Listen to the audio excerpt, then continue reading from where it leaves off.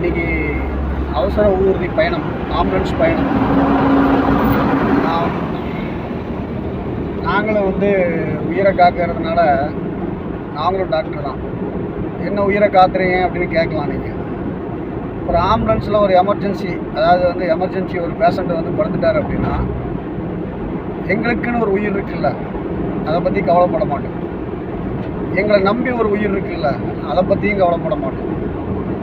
எங்களுடைய ஒரே நோக்கம் என்னென்னா, இந்த பேஷண்ட்டை நல்லபடியாக கொண்டு போய் சேர்த்தணும் அப்படின்னு. அதை கொண்டு போய் உடனே செய்வோம். நான் இதில் என்ன அப்படின்னு கேட்டீங்க அப்படின்னா, நீங்கள் என்ன சைரன் போட்டால் சல்லுன்னு வழி கிடைக்கும் போயிடுவோம் அப்படின்னு தானே எல்லோரும் நினைக்கிறீங்க. அப்படி கிடையாது.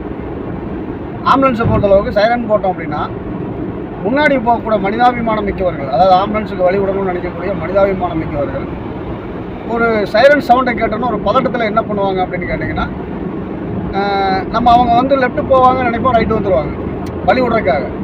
ரைட்டு போவாங்கன்னு நினைப்போம், லெஃப்ட் வந்துடுவாங்க வழி விட்றதுக்காக. சில பேர் என்ன பண்ணுவாங்க, சடன்னு ஒரு பிரேக் அடித்து அப்படியே நின்றுவாங்க ஆம்புலன்ஸ் போட்டோம் அப்படிங்கிறதுக்காக.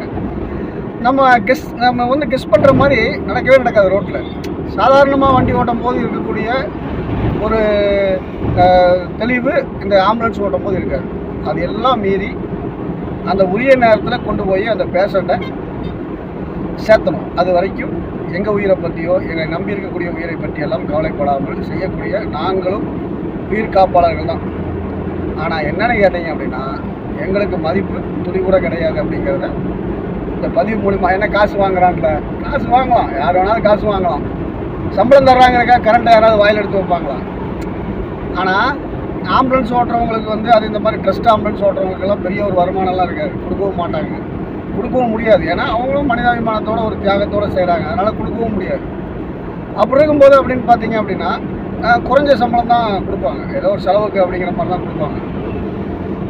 நம்ம சரி நம்மளும் நம்ம நேரத்தை தியாகம் பண்ணி தான் அதை செய்யணும். அப்போ அதை செய்யும்போது எல்லாம் நின்று சம்பளம் வாங்குறீங்களா? வாங்குகிறோம், கம்மியாக வாங்குகிறோம், சரி அதிகமாகவே வாங்குகிறோன்னு வச்சுக்கோம். சம்பளம் கொடுக்குறங்க கரண்ட்டை வாயில் வச்சு கிடைக்க முடியுமா? ஆனால் சம்பளம் கொடுக்குறங்க எங்களை உயிரை பணைய வைக்க முடியுமா? ஆனால் நாங்கள் உயிரை பணைய வைக்கிறோம்ல. இதுக்கு என்ன பண்ண சொல்கிறீங்க?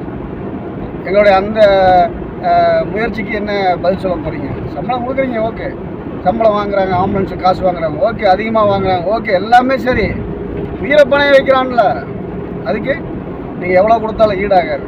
அதனால் இந்த மாதிரி குறைகளை சொல்லாமல் அதில் என்ன ஒரு அந்த ஆம்புலன்ஸில் என்ன கஷ்டம் இருக்குது, எவ்வளோ இருக்குது அப்படிங்கிறத உணர்ந்து அதுக்கான பெரிய அளவுக்கு கொடுக்காட்டியும் பரவாயில்ல, அதிகமாக செய்யுங்க அப்படின்னு இந்த பதிவு மூலிமா கேட்டுக்கொண்டு மீண்டும் ஒரு பதிவில் சந்திக்கிறேன்.